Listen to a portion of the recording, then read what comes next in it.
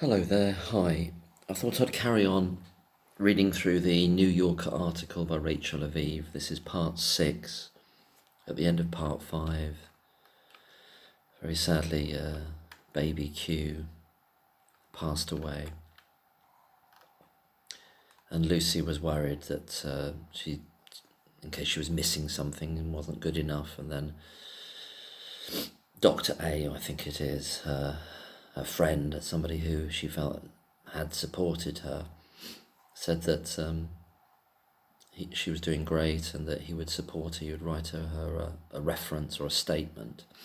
And she said, well, I hope I won't be needing one of those. So following on from there, back to the article.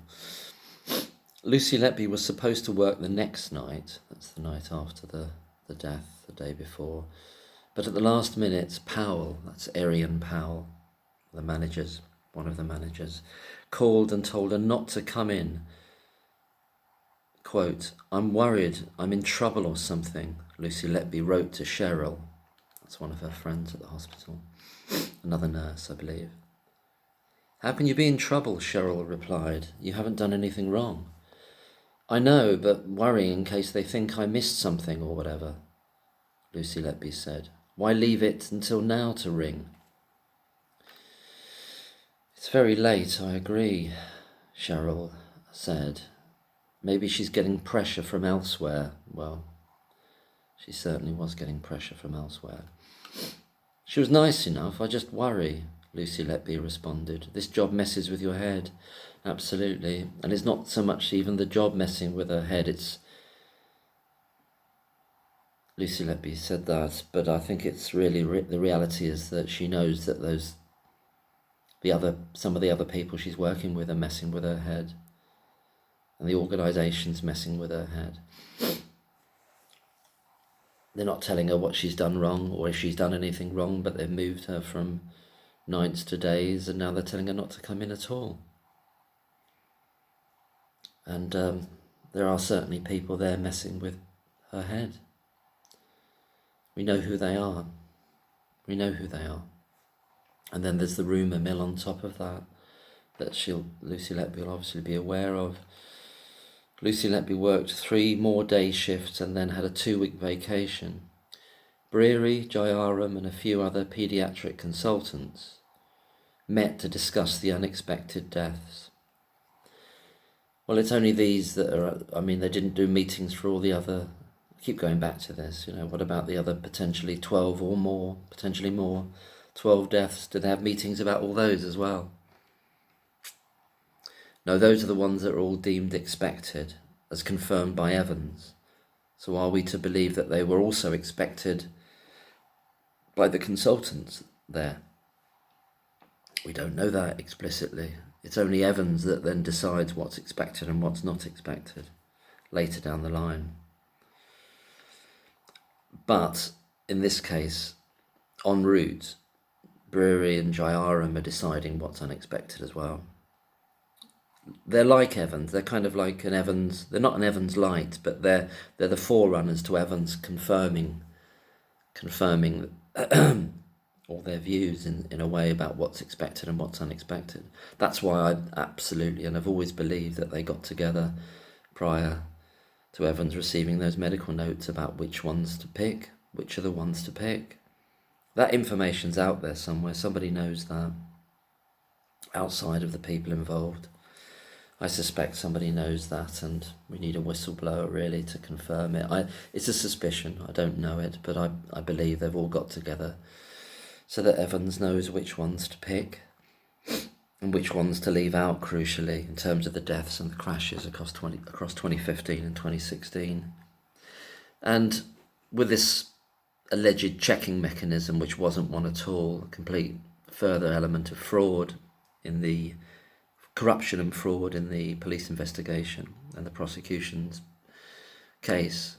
Further element of fraud is Dr. Bowen, just simply giving the nod to Evans's assumptions, i.e. not looking at all the cases and all the deaths, not choosing it from the 32 because she would have might have got a bit wrong, might have got wrong there, might have gone a bit wrong, might have chosen some deaths which Lucy Letby wasn't on duty, or crashes when she wasn't on duty, and might have missed out ones that Evans had chosen.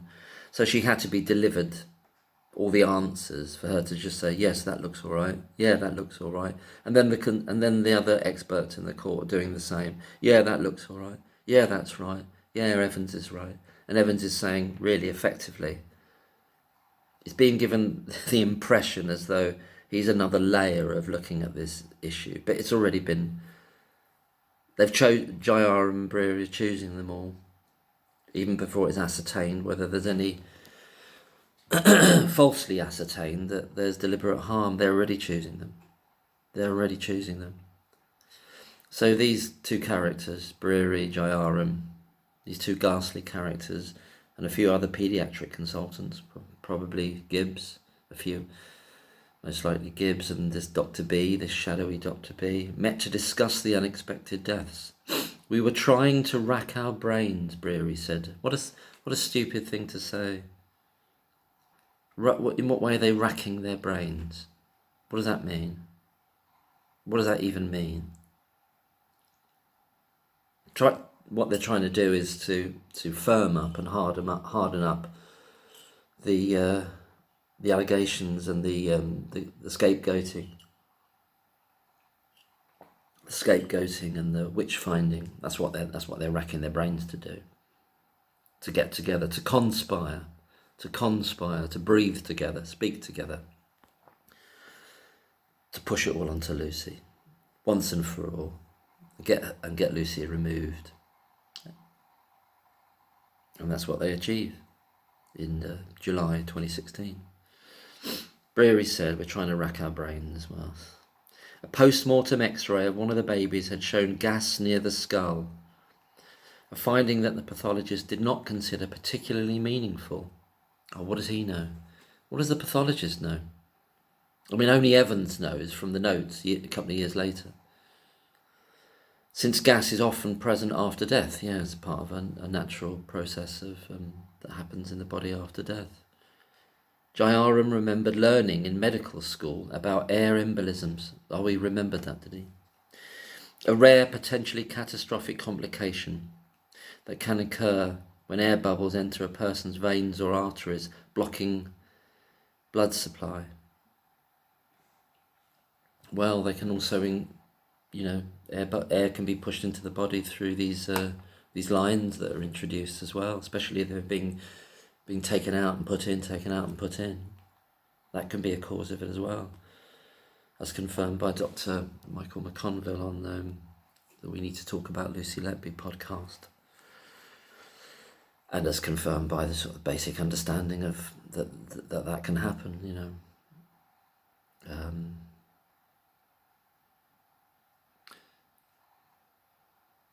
and also in resuscitation as well. So there's all kinds of other potentials, but they're not interested in any of those. Blocking the blood supply. That night he searched for literature about the phenomenon. He did not see any cases of murder by air embolism. But he forwarded his colleagues a 4-page letter from 1989 in the Archives of Disease in Childhood about accidental air embolism. The authors of the paper could find only 53 cases in the world. All but 4 of the infants had died immediately. In 5 cases, their skin became discoloured. There's a lot of issues around here to do with this rash, really, that's best to listen to the podcast. We need to talk about Lucy Letby, and other people are doing work on this as well. And the issues around that paper itself, the paper of 1989, that's and the author of that paper in terms of how the consultants and also Evans and the prosecution used this paper and misused it. Dr. Shu, or Professor or Dr. Shu Lee. I remember the physical chill that went down my spine, Jayaram said. He should be a writer. He's coming up with some, very fictional sounding lines there. Physical chill, he remembers it, went down his spine. It fitted with what we were seeing. Jayaram and another paediatrician met with the hospital's executive board as well as with the medical and nursing directors and said that they were not comfortable working with Lucy Letby. They suggested calling the police. It's all very strange ways of putting it. They're not comfortable. I know this is reported speech, but if they're accusing somebody of a crime, murder, it's slightly more than not being comfortable working with someone, isn't it? Oh, I'm not comfortable working with this murderer. Do you think we might call the police? It's just a suggestion. It's just a suggestion. I mean, take it or leave it. You don't have to. I mean, we think this person's murdering the babies. Well, but that's precisely what they're not saying, isn't it? It's what they're not saying. But we're just not comfortable. We can't say anything that she's done wrong. We can't show anything that she's done wrong. We've got no evidence. What I keep coming back to of late is the fact that all the work now is to undo the catalogue, the mountain of lies and misinformation and distortions that have been accreted over all these years and then codified into this prosecution case and then brought about these convictions. But there's no evidence. I just come back to that single fact. There's no evidence against Lucy Letby that she's ever done anything wrong. More than that, there's no evidence that she's ever been incompetent or ever done anything accidentally wrong. There is evidence of doctors doing things wrong. There's no evidence at all. And if you said that to people, I say, well, what? How could they? Why would they convict her then? Well, there we have it. That's what you can do. That's what it's possible to do. That's how bad the police are. That's how bad the CPS is. That's how bad and wicked these consultants are, and Evans is, and how utterly corrupt the judicial system is. You can convict someone of no evidence of anything at all whatsoever. Nothing. Jayaram and another... Yeah, so I've said that. They suggested calling the police. Jayaram said the board members asked them, this is... What's the evidence? Yeah, that's a good question. What's the evidence? And we said, we haven't got evidence. Oh, I've got to read that again.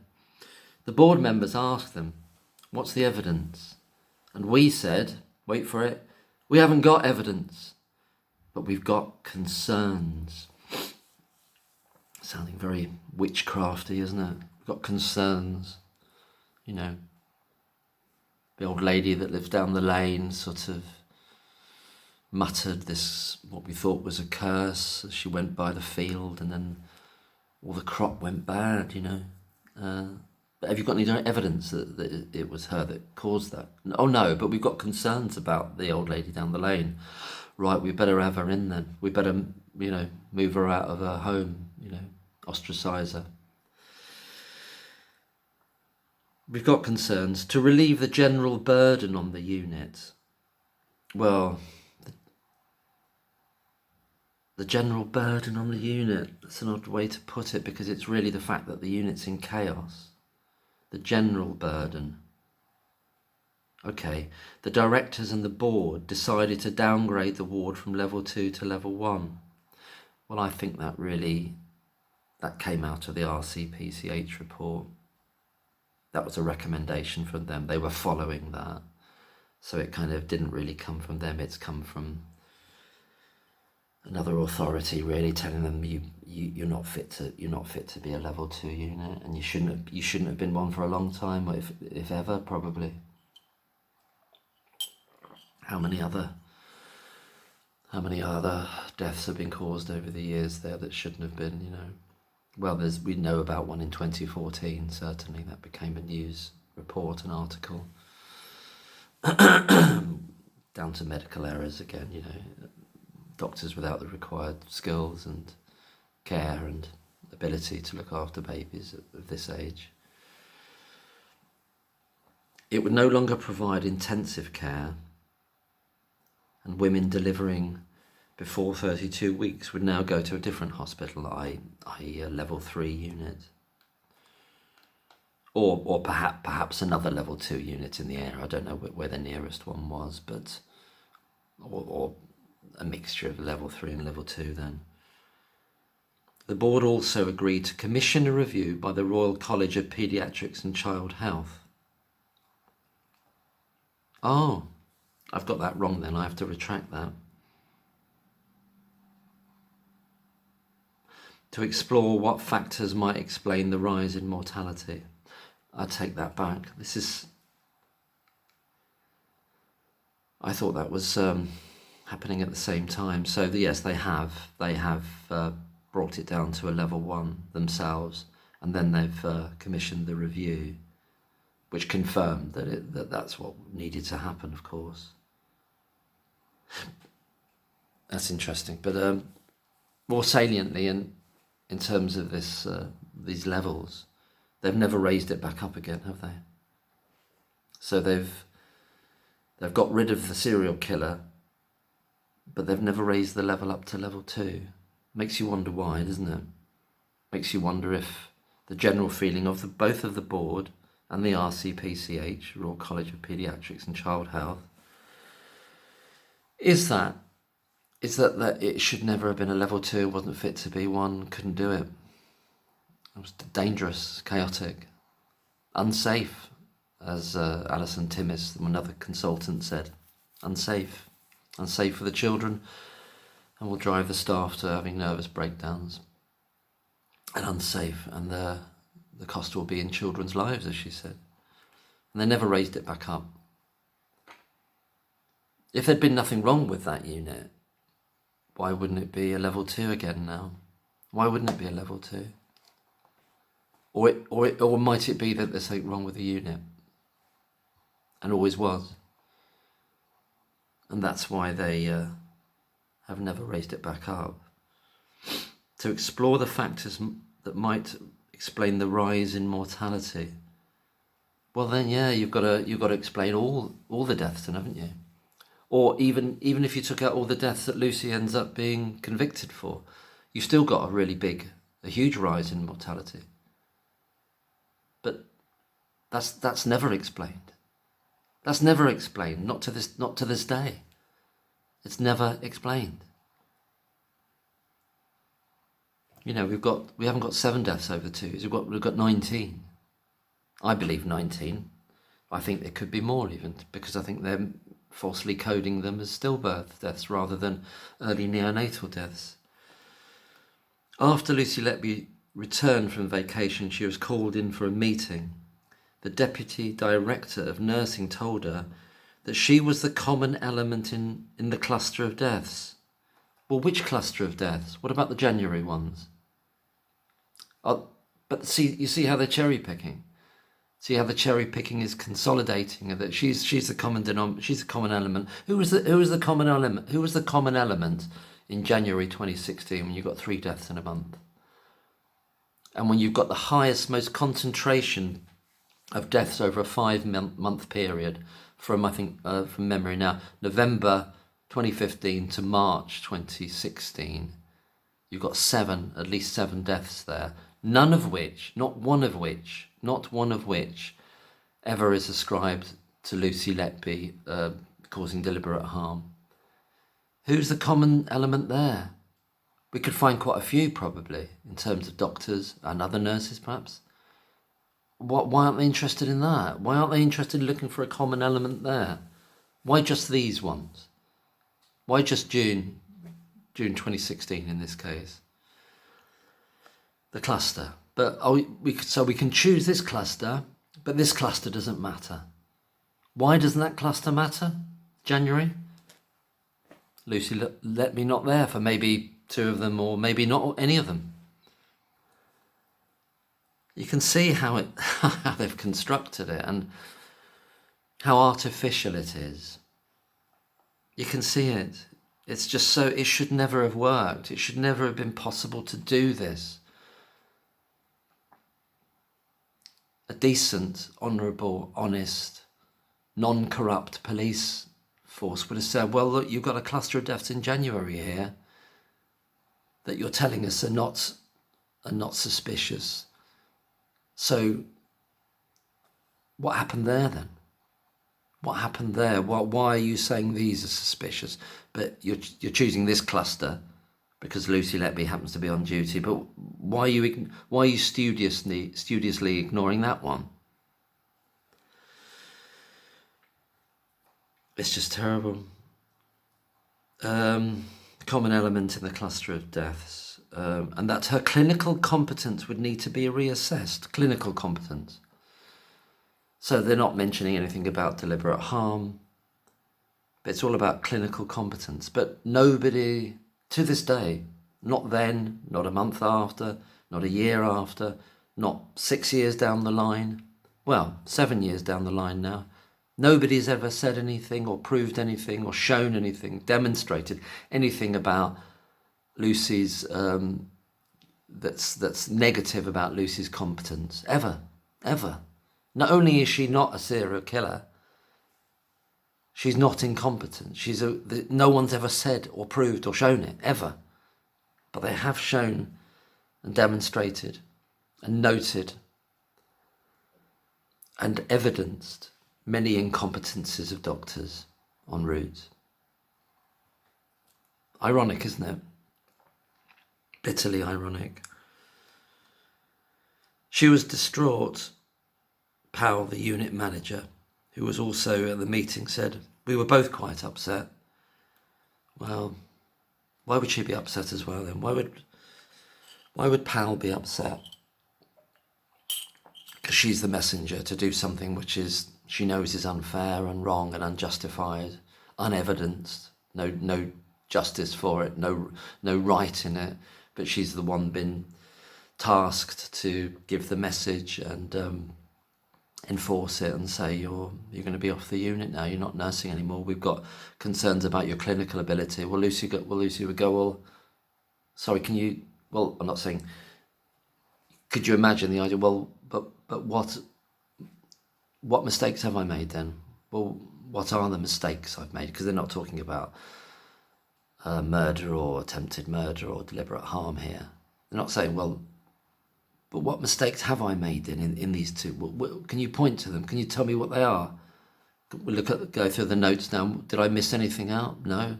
Well, what are they then? It doesn't matter what they are, because this is a hatchet job, and Arian Powell's been given the kind of poison chalice, as it were, to hand over to Lucy, and it's just, they walked straight from the meeting to human resources.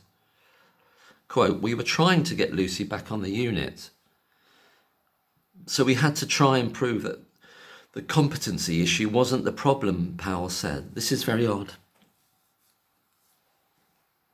It's like you've got to prove your innocence now. The people saying that she's not competent, or they're collecting together, that's the umbrella on which it's under at the moment, lack of competency rather than murder and attempted murder. You can see how it elides into something else when they can't get her on the incompetence. They can't get her on the incompetence because she's not incompetent. This is just striking me anew very, very strongly. They can't get her on the incompetence because she's not incompetent. But they've got to remove her. So if she's not incompetent, then what is she then? She's got to be something else. She's got to be a murderer then.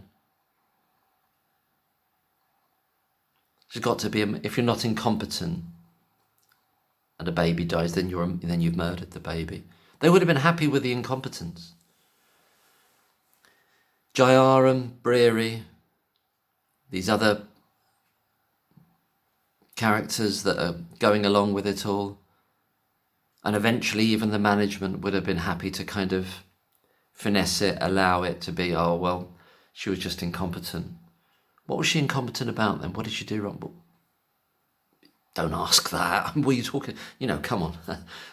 We're the professionals here. We just decided she's incompetent. But yeah, but why? Why? It doesn't matter. We've got to run this unit. They don't like her. They think she's a quote-unquote jinx in some way. They're saying she's incompetent. They can't give us any evidence for it. She's kind of got to go because Breary doesn't like her. Jayaram doesn't like her. She keeps reporting doctors' mistakes. They don't like her. They don't want to work with her. They realise the unit's in chaos and dangerous, and they're all responsible for that. So they've got to find somebody to blame, and they've chosen Lucy Letby to blame. If they could have got, we would never have heard of anything about this case, ever, ever, ever. There would have been quite a lot of medical negligence cases brought, as it was just in the offing in early spring 2017. Chester solicitor was representing several families, just all about to go, all put on ice once the idiot police start getting involved. Quashes all those investigations, knocks them all out the park, stops them dead. Would never have got to the police. That's why they say, well, should we call the police? Well, why? If it's just about competence. See, here's another thing, you see. They want their cake and eat it, don't they? So you've got this meeting in which they're saying, they're not comfortable working with her. They suggested calling the police. And then it's all about the competence. Do you call the police when somebody's incompetent? Yeah, there can be gross negligence, and there is gross negligence here. And it's of the trust overall, and it's of many of the doctors. That's where the gross negligence leading to effective corporate manslaughter is going to be. But they've just chosen someone to take all the failures of the hospital and all the failures of these doctors, and they put it all on one person. It's just disgusting beyond belief. It's disgusting beyond belief. Where was I? Trying to get Lucy back on the ward. So we had to try and prove that competency issue wasn't the problem.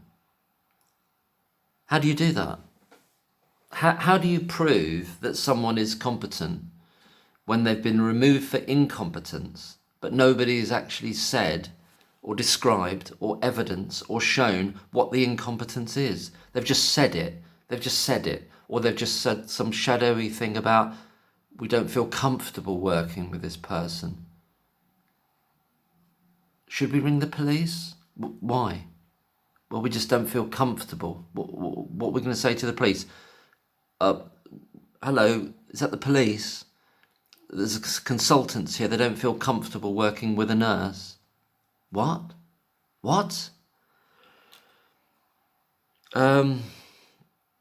But Lucy Letby never returned to clinical duties. No, she didn't. She was going to be in 2017, but then she was going to be. And that's when they ensure the police come in. Because she's gone through the grievance process, she's made them all apologise, and she's coming back because she's proved herself to be... Well, she hasn't proved herself to be competent. She was never incompetent. She's proved that they were lying and making up shit. That they were targeting her and bullying her for no reason, with no evidence, no justification. That's why they apologised to her. That's why they had to apologise to her. And that's why they had to take it to the next level. Bullying, level up until you destroy someone. And this disgusting, rotten judicial system, so-called justice system, allows it, facilitates it all the way. And if we had still hanging, Lucy Letby would have probably hanged. It would do it to the point of murder. This sick system would do it to the point of murder. Bullying right up to the point of murder. Had Lucy Letby left, gone of her own accord, gone off on stress, become unwell, which you wouldn't have blamed her for doing, for all this bullying going on, or said to herself, this place is a basket case, these people are nutters. These consultants, they're dangerous people. She was young. She wanted to keep coming back and proving herself, and wanted to prove herself to them, even though it was them that should be proving themselves to her. It was them that are at fault, these consultants, and the hospital as a whole. And yet, because of her high conscientiousness, she still had to feel that she wanted their good favour, because she was such an honest and open person. That's why she said in mediation to Jayaram, but do you want to work with me? Still wanted his good favour, this scumbag This low-life scumbag Jairam and Breary and Gibbs and the other one, Dr. B, whoever she is, hasn't got the courage to even show her face or give her name in court. Nor has Dr. A, nor has some of the nurses. How they get away with that, I don't know. But Lucy Letby never returned to clinical duties. She was eventually moved to an administrative role in the hospital's risk and safety office. Yeah, the risk are the consultants. The risk is the unit as a whole. That's where the risk is. Jairam described the office. This is disgusting. Jairam described the office where Lucy Letby's been sent. It's kind of like Siberia, as, quote, almost an island of lost souls. Almost an island of lost souls. You bastard, Jairam. You narcissistic, sociopathic fuck. Almost an island of lost souls. He's glorifying it. This is the delight of the narcissist. If there was a nurse who wasn't very good clinically, or a manager who they wanted to get out of the way, they'd move them to the risk and safety office, close quote. He's enjoying that. He's enjoying it. He's loving it. He's an incompetent person. He's made mistakes. He's lied. And he's glorifying and enjoying the fact that other people are sent to this island of lost souls. That's what he's doing here. If there was a nurse who wasn't very good clinically, what has he said? What evidence has he given the management or anyone to this day, let alone then, that Lucy Letby isn't any good clinically? It's him that's not good clinically. It's him that's not good. It's the unit, it's the doctors as a whole that aren't good enough. It's them that are not good enough. And he's gloating here. This bastard is gloating over somebody being sent to this island of lost souls. What a scumbag. What a scumbag. What a narcissistic freak, TV doctor, fame-hungry wannabe scumbag. I just can't get over that. This is evil. Talking in a group with some other people, we're talking about evil here. This is what bullying is actually, when it gets to a certain level, it's kind of evil delighting in itself. It really delights in itself. It enjoys the power. There's a kind of glee there. There's a kind of glee and a sense of power and victory at destroying the witch, getting rid of the scapegoat, cheering it on. If there was a nurse who wasn't very good clinically, well, what evidence did they ever give that she wasn't any good clinically? None. We know that. We know that, don't we? Because in 2017 she was coming back without a stain or any retraining or anything. She was coming back to work with them again, and they couldn't have that. And she made them, with the help of her dad and the grievance process, they had to apologise to her for the bullying. And there wasn't a stain on her competence, ever. Not then, not at any period afterwards, not any period before, ever.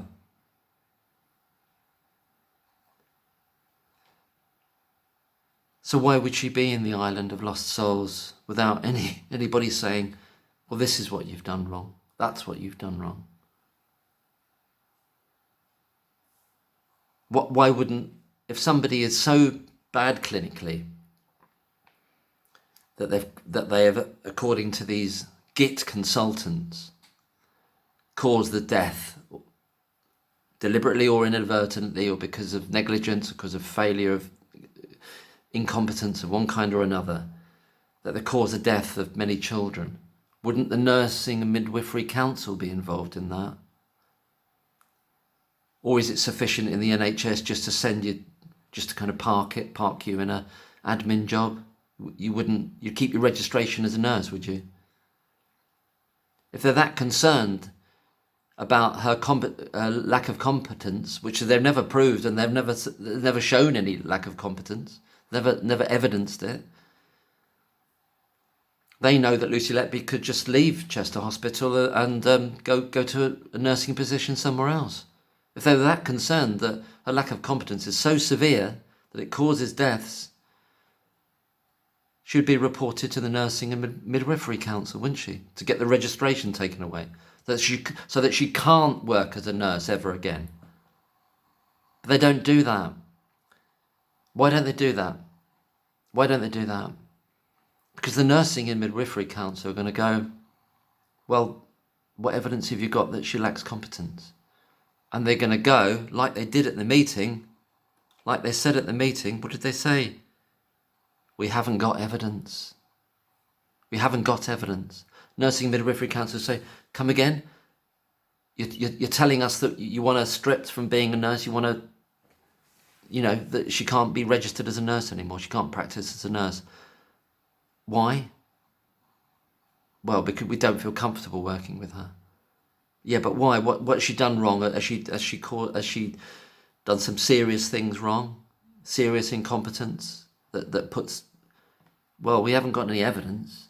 It's insane. It's insane. I'm going to leave it there. It's just, I need another cup of coffee. It's just absolutely... well done, Rachel Aviv, forgetting these freak shows, Jayaram and Breary, to start yapping more. That was the great coup, and that's the coup in this, really, one of them, and Evans later on, I believe, getting Jayaram and Breary to start flapping their gums and letting out stuff like this, and revealing red flag after red flag after red flag after red flag. Revealing it. Anyway, thanks. That's it for now. I'll carry on with the next bit, part 7, at a later day. On a later day. Take care. Bye bye.